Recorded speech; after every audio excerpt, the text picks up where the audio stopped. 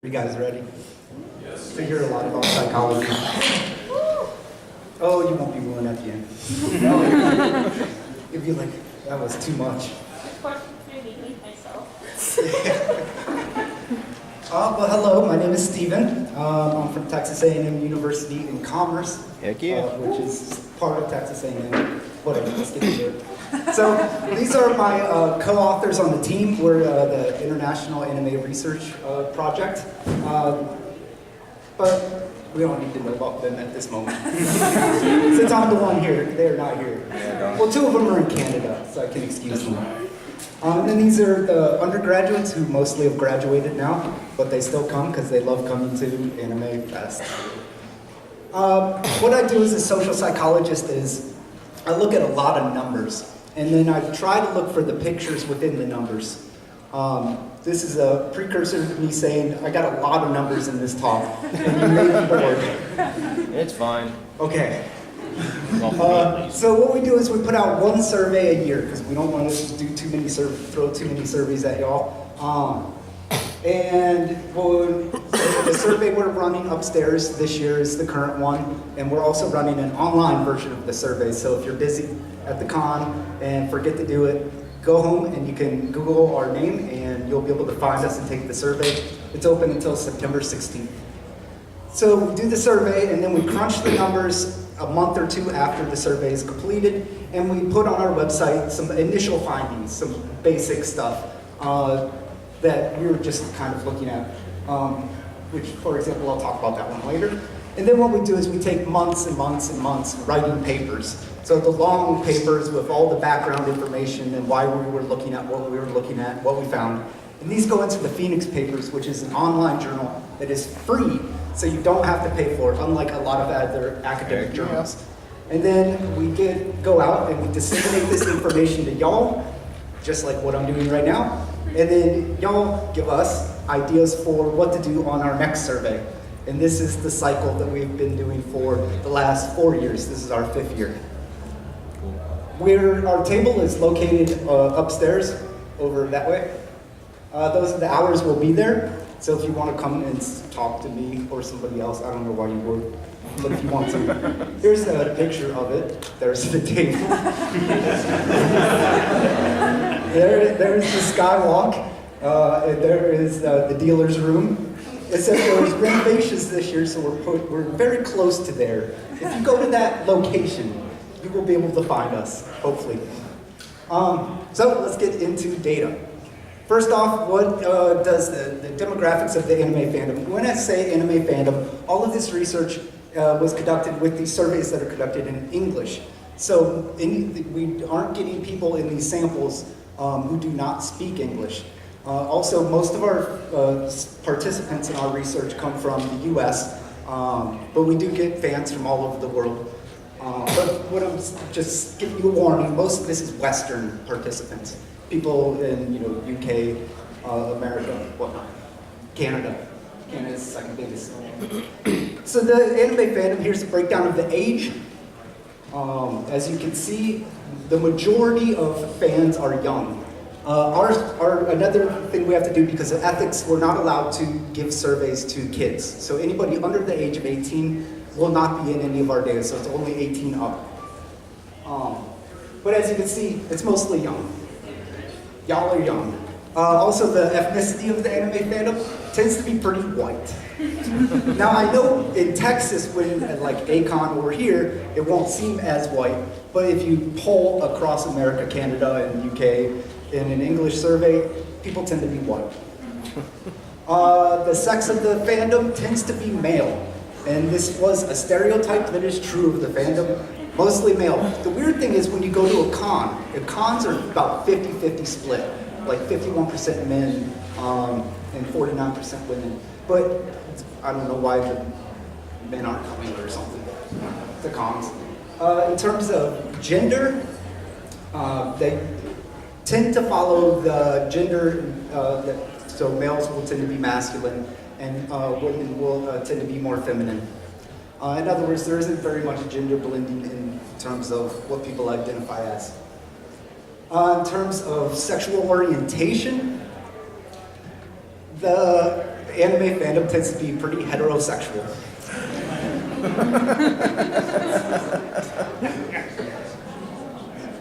I don't know if that's a good thing or bad thing. Another finding we see here is that women tend to be a little less on that dominant heterosexual side, but that's consistent with most of the literature in psychology showing that women aren't always hardcore on the heterosexual side. So over here is exclusively heterosexual and exclusively homosexual over here. And then blue is male and the red is female. In terms of the relationship status of the anime fandom,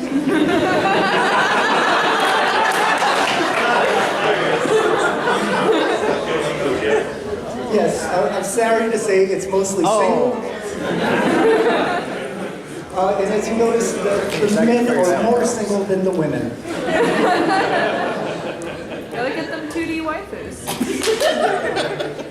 Yeah, well, the data is the data, sorry. In terms of the education level of the fandom, I'm happy to say that the anime fandom is pretty educated. As I was saying, the fandom is mostly young, and to correspond with this, most of the fandom tends to be in college, like either in college or have just graduated from college. So how about this? Show of hands, how many people are in college right now? Yeah, that seems about right. How many people saw me talk last year? Okay, just one? Okay, good. Then I can go into I'll go into some of that stuff a little more in depth. Let's see, education. Last year, somebody had asked me after the talk, what are the jobs, occupation of the anime fandom? And as I was just saying, most of these people are in college, so students. So they're currently in college. And there was a stereotype that anime fans would be part of IT in some way, and that was not true. It tends to be across all different types of job occupations. Living arrangements, there is the stereotype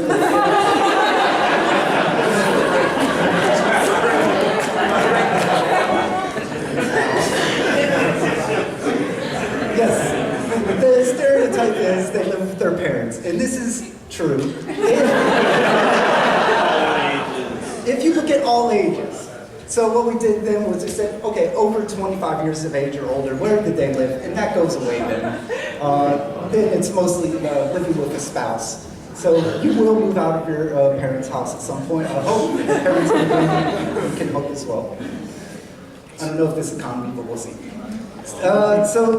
Last time I talked about stereotypes, I'm not going to go too in depth into it this year because I'm giving a broad overview of all the research we've been doing over the past 4 years. But I'll quickly go through it. And so I'll start with what are stereotypes.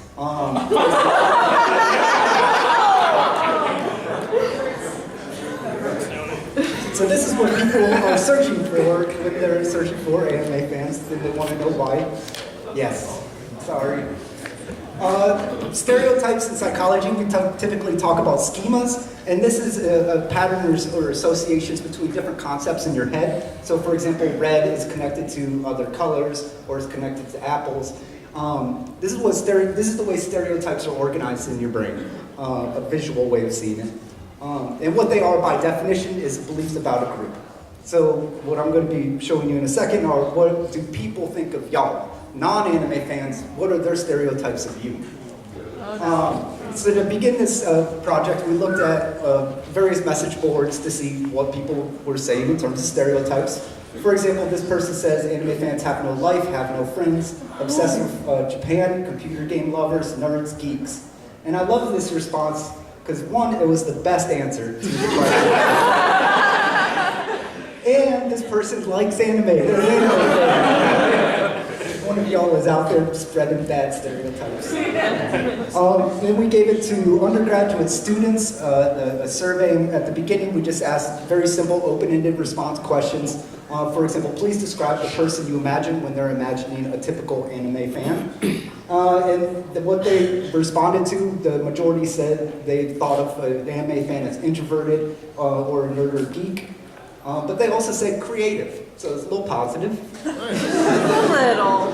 What do anime fans dress like? Non-normal clothing. And this went on a spectrum from like all black goth to just colorful, crazy color. And so it was either one or the other, but both of those are not normal. Well, I'm not going to get into this, what normal is. How does a person act with others? Again, introverted came up, so the personality style of introversion. But the weird thing was extroversion also came up, which is the polar opposite of introversion. But they were saying extroversion in terms of your friends. So if you're around a group of other anime fans, you're super extroverted. But if you're outside of that group of friends, you're very introverted, according to these participants. It's not coming from me. Yeah. Don't hate me by the end of this, okay? Please. No, And this is why I just talked about most of them thought you were students or worked with computers, but also creative came up again, which again is positive. Creative is a good thing. Then we had these participants rate y'all on a personality scale. This is called the Big Five. Extroversion, agreeableness, conscientiousness. Emotional stability is the new term. It used to be called neuroticism, but the psychologists decided we don't want to be calling people neurotic, so they changed it to emotionally stable.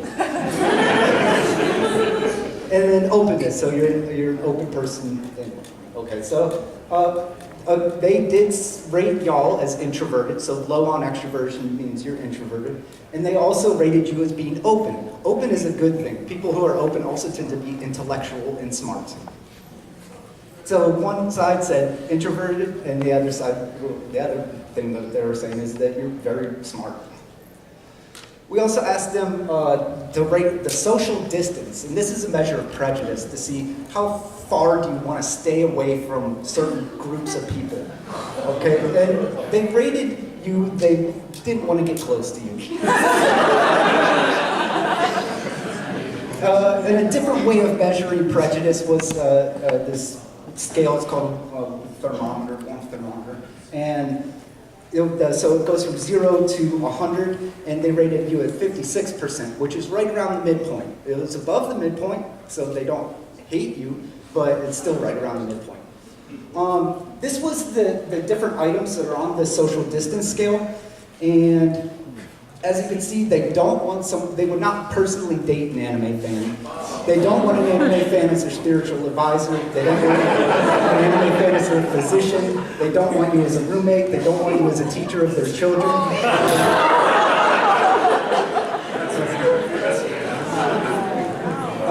They don't want you in positions of power.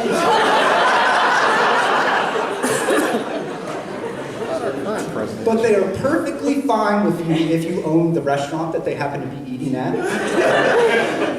If they worked in the same workplace as you, they're okay with that, and they're okay if you're their neighbor.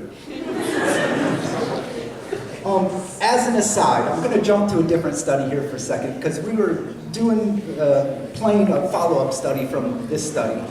And in this one, what we looked at is the perceived maturity of fans of all these different fan interests. So how mature do you see Doctor Who fans? How mature do you see stamp collecting fans? How mature do you see Bruce Springsteen fans?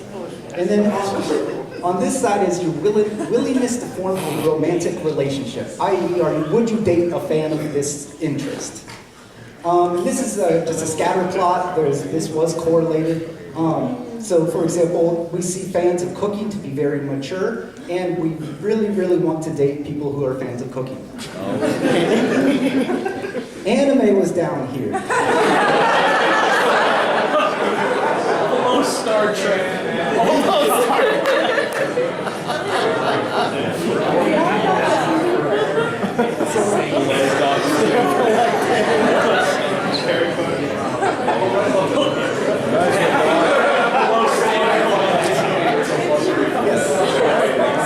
Anime fans are not mature, according to these participants, and they don't want to date you. But on the plus side, the furries in same costume.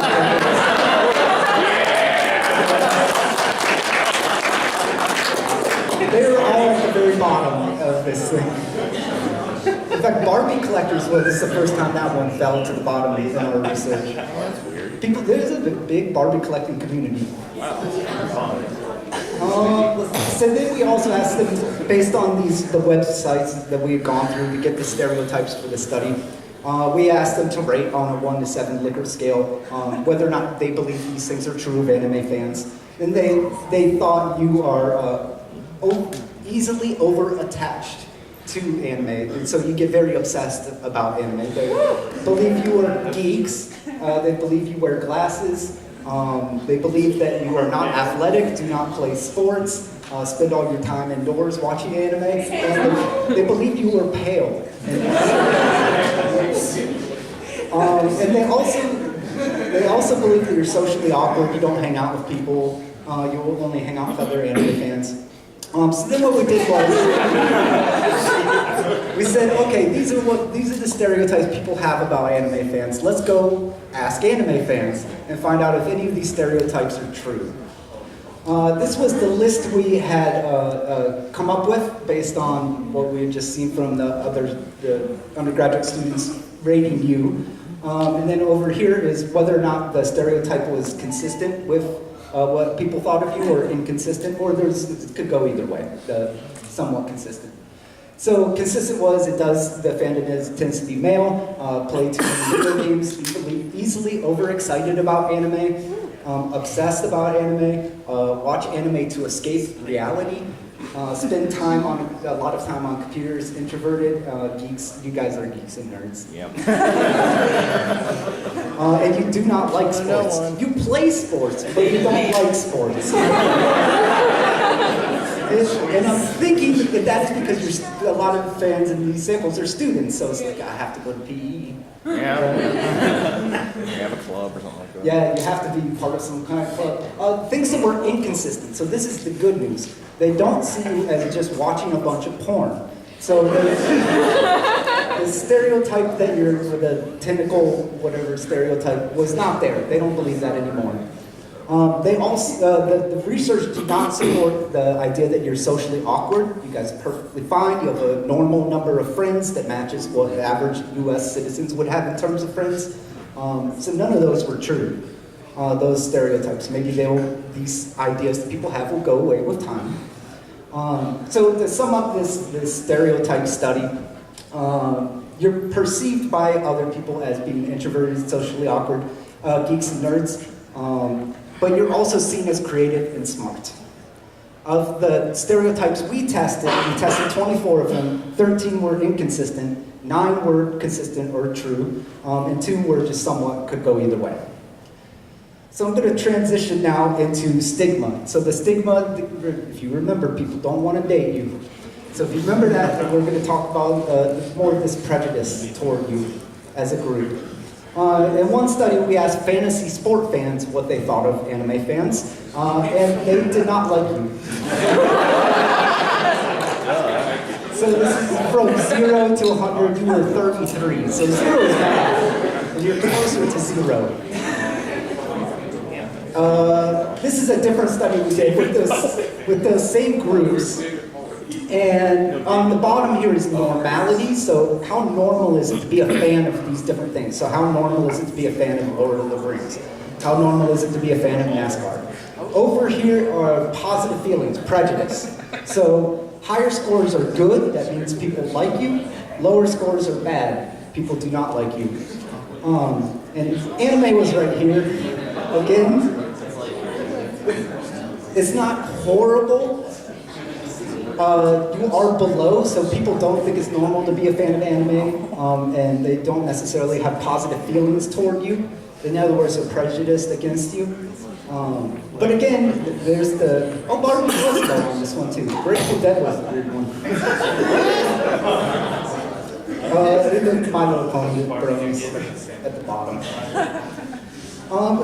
If you take a step back from this data that across the multiple studies that we've done on this, we can look at a theory within psychology called the stereotype content model, which suggests that there are 2 key variables that you could group different groups into to suggest what type of prejudice or stigma will be directed at them.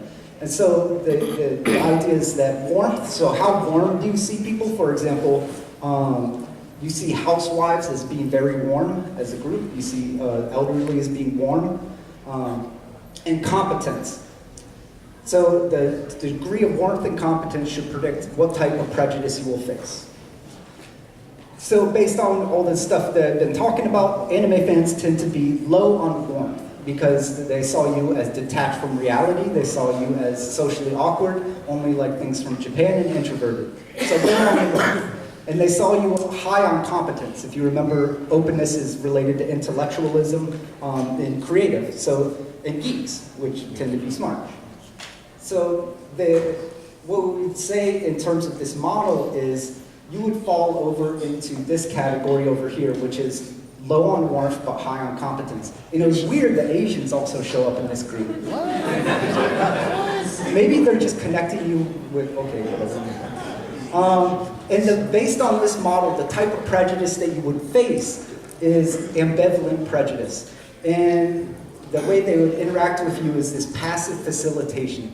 In other words, it's obligatory in terms of that they don't want to talk to you or interact with you, but if they have to, they will. And if you remember back to that social distance I was talking about earlier, fine if you own the restaurant because they don't have to talk to you. It's fine if you're a neighbor because they don't have to talk to you, but they don't want you anywhere close to them. Sorry, people don't like you. Okay, so I'm gonna. In terms of, so how do anime fans discover the fandom? So for example, how did this person come to be in this picture? Then we did an open-ended response, so anime fans could write whatever they wanted. In this data, we also had furry fans and fantasy sport fans. Anime fans, they ran across it on the internet. A friend pulled them into the fandom media, so they grew up watching usually Pokemon or Dragon Ball, and that's what got them into the fandom. Or high school clubs, so they just happened to join an anime club in high school, and that's how they got into the anime What an fandom. unlucky person.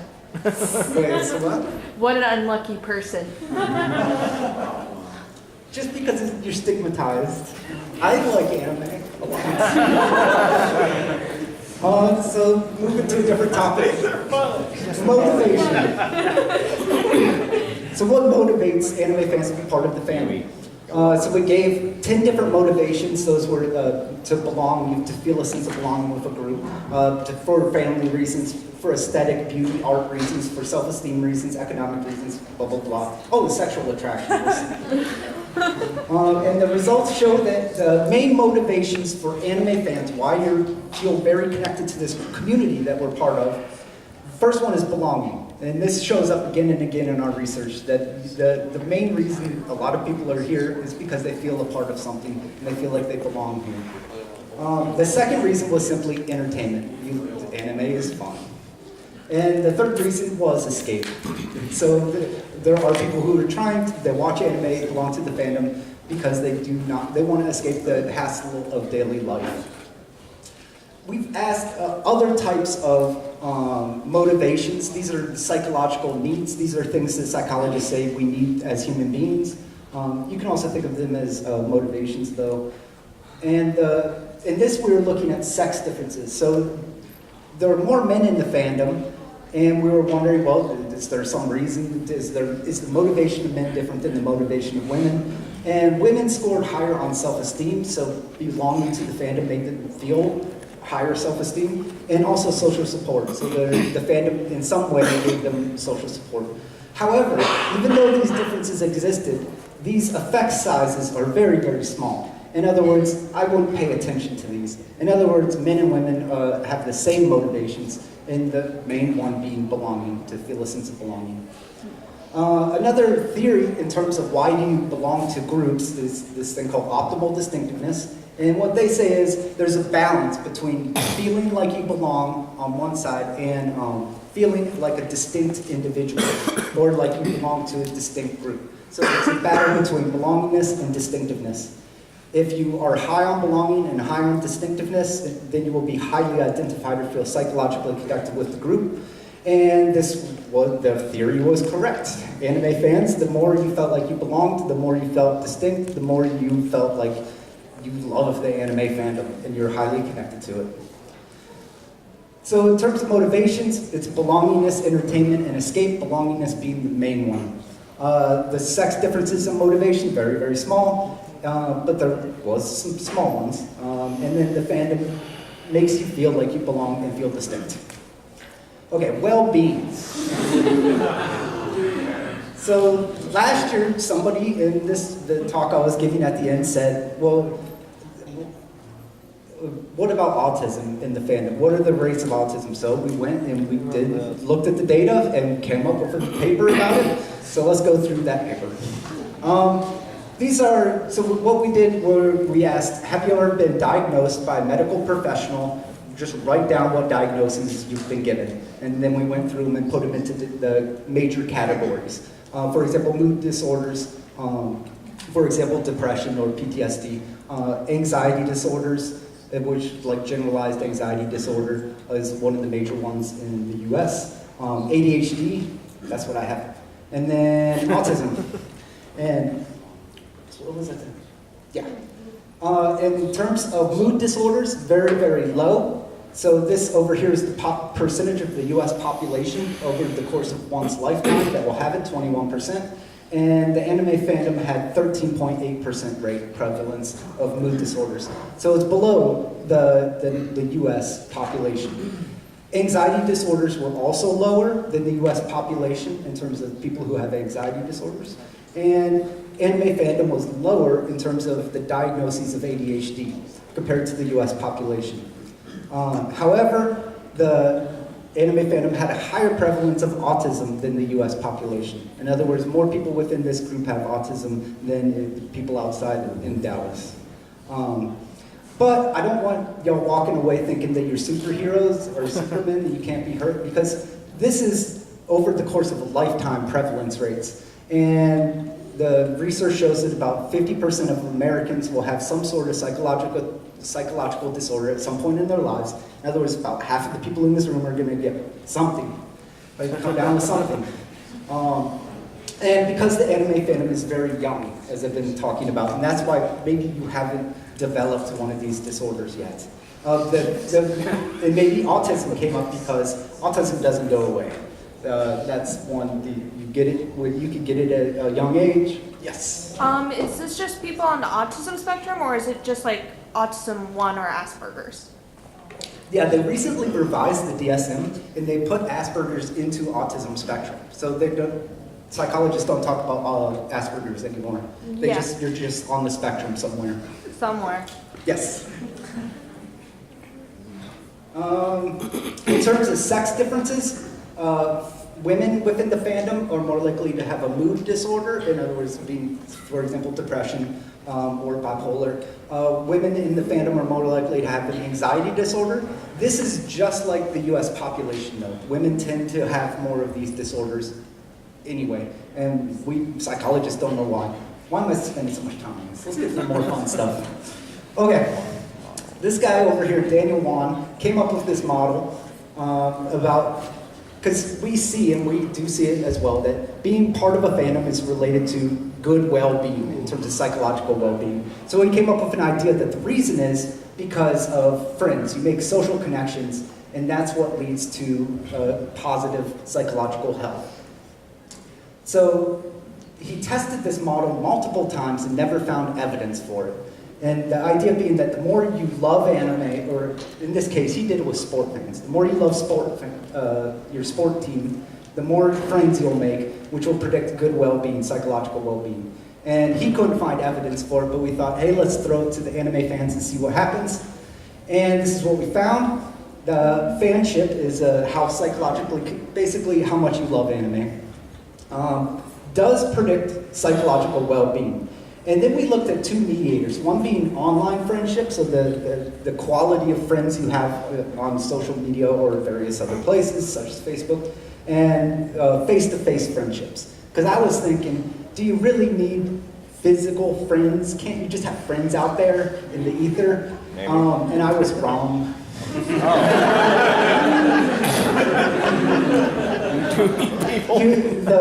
The best mediator in terms of I love anime to I have good well-being is the number of face-to-face friends you make. So Daniel Wan may not have been able to find this link that he was looking for, but we did find it with anime fans. You saved the model. You did it. Congrats, guys. Another thing we've looked at was fans who are at the convention, like y'all right now, versus people who did the survey online. So they're not at a convention at that moment that they're taking the survey. And how that relates to well-being. Fans at a convention have higher psychological well-being. In other words, right now you're at peak performance mentally.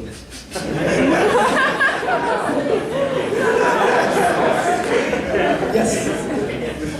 How can you not be happy when you're here? In fact, there's this thing called post-con depression. And we've measured it in a different fandom, and we found it does exist. We haven't measured it for anime because it's a pain to do the study. But we did it with a different one, and it is real. So we looked at the comparison between samples, so online versus the convention. This predicts the face-to-face interactions you'll have. In other words, when you're here, you're meeting and talking to a lot of people. This lowers your loneliness levels, which goes down to well-being. In other words, the reason you all are happier here right now is because you are talking to other people. And we see this consistently. The reason fandom is good for you is because of the friends you will make along the way. Does that make sense? That sounded so cheesy. Nice assessment, Doc. I can't say that. So let's see. Overall, y'all right now are psychologically pretty healthy. The only one thing was autism is higher within the fandom, the prevalence, than the US population. Being a fan, being here, is good for you psychologically. So that's good. And the reason being is because you're making friends and social connections. Media effects. So media effects are an area within communication, sociology, and also psychology, where we look at how does media influence you in the way you behave. For example, violent video games and aggression. I'm sorry, the data does show that violent video games makes you more aggressive. It doesn't make you go out and kill somebody, but it does increase various aggressive type of thoughts and tendencies. But don't argue with me on that. Okay. You know, because my fiance watches a bunch of I don't want to talk about this now. But we did a study on it, and there's certain reality shows, reality television, you know, the Housewives. The more you watch those shows, the more aggressive thoughts you have. So we started this area of research off with the different genres of anime. For example, action, adventure, comedy, demons, dramas. I did not make this list because after doing this study, I found out you were very, very particular in your genre lists. And you get very mad if there's something should or should not be on there. So my response is, I did not make it. That was the website I got it from. So we gave this to anime fans, and rate do not like is lower, and then you very much like. So for all 40 of these different genres of anime. Then before I say that, I should say this is organized by the mean level. So up here, fantasy is the most preferred anime. At the bottom, hentai is the least preferred.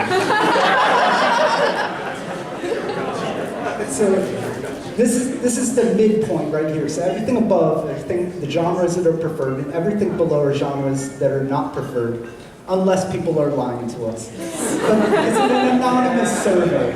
So the research shows people are more honest in an anonymous survey, so I'm believing it's real. Then what we did is a thing called a factor analysis to group these things together. In other words, if you watch a genre of psychological, you also tend to like or prefer the genre of mystery. So it moves variables into groups. So we came up with this scale with 5 different factors. So the first one we call drama, which consists of psychological mystery and drama. The next factor was slice of life, which is like school romance. Next one was mecha, so mecha fell together with military and space type genres. Action, adventure, and superpowers called action. And then hentai, ecchi and yuri grouped together into what we called hentai.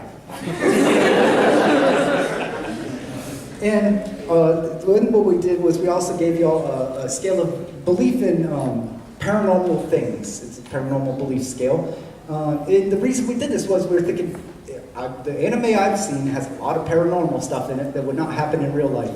And also, the fantasy type anime is the biggest seller outside Japan. It's the most exported genre of anime. So it's very popular. And we first looked at y'all, anime fans, versus students in terms of what do they believe in terms of religious beliefs, witchcraft, are they superstitious, do they believe in other life forms like the abominable snowman or the Loch Ness Monster. Anime fans were lower than college students on a lot of them. Also, they were lower, anime fans rated a little bit higher on different life forms, so you're more like, this group of people is more likely to believe in the abominable snowman than a college student. But in general, let me just say you have low paranormal beliefs. And then what we did is we used what type of anime you prefer, predicting the different things. And so the more you like action, the more you believe in paranormal stuff. The more you like hentai, the more you believe in paranormal stuff, except for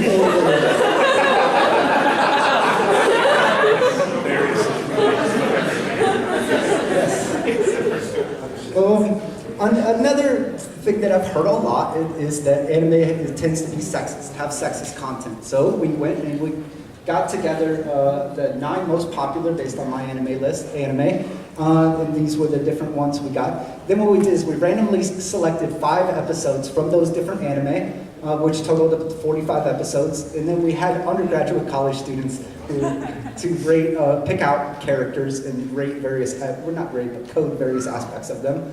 We had 2 independent coders go through all of these. And what they were coding for is the character male or female? Was the character central or secondary? Was the character portrayed in any way in a sexually stereotypical way? Were female characters curvaceously thin? Were female characters acting in a provocative way? Were male characters hypermasculine? And also, did they have a gun? So results. 33.2% of the characters were female, 66.8% of the characters were male. So if you think of the population of the world, it's about 50-50, which doesn't make sense why you would only have women in 33% of the media, in this case, anime. This is in a lot of other media as well, so it's not unique to anime, but it does show that women are underrepresented within the anime. So this was the character portrayed in a sexualized manner. Female characters were more likely than would be expected to be portrayed in a sexualized manner. Were the female characters curvaceously thin? The main character was more likely than expected to be curvaceously thin. In other words, the character you're going to see most often as the main character was portrayed as very thin. Did the female characters have provocative dress? Again, the central character tended to dress more provocatively than we would expect. Well, the male characters portrayed in a hypermasculine way, they were not. What? The male characters were portrayed in typical ways, not in terms of super buffed up. Which we had various thoughts on, but I don't know why in the end. And then also male characters were more likely than expected, and female characters were less likely expected to have a weapon, which is some sign of aggression, having a weapon. So overall, does anime have a sexist portrayal of women? And the answer is yes. After I saw that picture, I went and watched that anime to make sure that it was pretty sexist. And so what we then did was said, okay, the content does tend to have sexist content. How does that influence y'all? And what we did was we fell back in psychology on the ambivalent sexism theory. And what this theory posits is that there are 2 types of sexism. One is hostile sexism, which is a general dislike of women. And the other type of sexism is benevolent sexism. So putting women on a pedestal or treating them in ways that, for example, going out of your way to help them because they need help. and these two things are correlated with one another. And the way the psychologists think about it is that when women act in gender stereotypical ways, they act like how society wants them to act, then you see people giving them benevolent sexism. But if a woman steps outside of the bounds of what she is supposed to be in terms of gender stereotypical ways, then you see hostile sexism. So they talk about it in terms of the carrot and the stick. So the carrot is benevolent sexism, and then as soon as you get outside your gender role, you're hit with the stick, the hostile sexism. Now I want to compare anime fans to non-anime fans first, before I talk about what I'm going to talk about next. So, anime fans are low. They were significantly lower than college business students on both hostile and benevolent sexism. We also compared the data from anime fans on this measure to a huge sample of residents of New Zealand. You weren't significantly different on hostile sexism, but you were lower on benevolent sexism. In other words, what I'm saying is, y'all as a group are not sexist. That's sexist. You're a little sexist, but not that sexist. Okay. And the more anime you watch, the more you rate on hostile sexism. So that is down here. It's not a huge relationship, but it's there. The more anime you consume, the more you endorse hostile sexism. And what we did is we stuck all the genre preferences in the middle. So here I'm showing that the more anime you watch, the more you like or prefer all of these different types of anime. But the ones that mediated the relationship between here and hostile sexism was drama, which was negatives. In other words, the more drama you watch, the less you would endorse hostile sexism. The more hentai you watch, the more hostile sexism. But this is consistent with other research in terms of porn. If you watch violent porn, you tend to also show hostile sexism. So yes. And then what we looked at was the benevolent sexism. This was putting women on the pedestal. And I already talked about that. The more you watch, the more you like all those genres. This relationship was a little bit stronger. And the ones that were mediators between, or reduced this number when you look at the association between these two, was drama, which was again negative. So the more drama anime you watch, the less benevolent sexism you tend to endorse. But the ones that were higher were slice of life, mecha, and action. Now I'm thinking mecha and action, that's because typically the male is saving the female, so it's giving this putting women on a pedestal, need to be saved type thing. Slice of life, it might just be a distorted view that is being portrayed in terms of protecting women. And then drama might be because they're more accurate in terms of real life relationships. So overall, media fans, or the media effects, y'all are low on paranormal beliefs, but the more you watch action and hentai, you tend to believe in paranormal stuff more. Anime tends to have sexist stuff in it. Y'all are low on sexism. But people who like these things tend to be higher on those different types of sexism. Okay, different thing. Connection to your character. So we asked about waifus. Do you have a waifu? Why stop at one? And it was actually pretty low. Only 28.3% of participants have a waifu or husbando. Get that number up. Get that number up. You're single in your parasocial relationship as well as your real life relationships. Wait, let's go back to the beginning. Don't hate me. So then we looked at, the people who said, yes, I have a waifu or husbando, we then asked you, do you have a strong emotional connection with them? Women had a stronger emotional connection with their husbando than men had with their waifus. And then we asked, do you feel a sexual attraction to your waifu or husbando? And there's no difference. Both men and women have, because 4 is the midpoint, so it's above there, sexual attraction to their waifu or husbando. This is leading up to say this is something unique within the anime fandom. And it does show that anime fans can form strong parasocial relationships. So what we did was last year, so if you participated in this survey last year, your data is in here. By the way, please go take the survey. Oh, well, we're kind of running low on them, so go to our website. Search our name, which is International Anime Research Project, and you find a link at the top that says survey. Please take it, because we really need data. So I can come back here next year and talk about what y'all did on this year's survey. Favorite characters, it was a pain to go through these. There are 582 different characters that coded for. Those were the highest ones, the top 10. And as you can see, there was very low percentages. In other words, there's no one dominant favorite character. It's spread wide, which is really cool in my mind. What we did with it was we asked you to rate your connection to your favorite character on a bunch of different dimensions, which I'm running out of time, so I'm not going to talk about them all. And then we did correlations.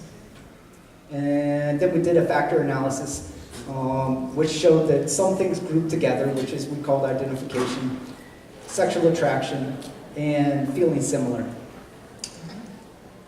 And then what we did is we looked at male and female participants. So if we wondered if you're a male and you like a male character versus males who like a female character, women who like a male character versus women who like a female character, there was no difference in terms of what you would expect to see. Women and men picked opposite sex and the same sex about what you would expect to see equal amount of time, which is different from the literature. Usually men pick male characters as their favorites, and women are 50-50. They go back and forth. So in terms of your identification with your favorite character, men identified more with male characters, but women identified with their favorite character more than male participants overall. In terms of sexual attraction to your favorite character, male participants felt sexual attraction to the opposite sex, and women showed the same. Women felt a sexual attraction to the opposite sex character. If you remember, I had said that anime fans tend to be heterosexual, like really heterosexual. So this makes sense. The sexual attraction to a character is for the opposite sex character. In terms of similarity, there is a very similar finding that males felt similar to males and women felt similar to female characters. So I don't want to talk about that. I think you've had enough psychology for today. I think your eyes are glazed over. Oh. Sorry.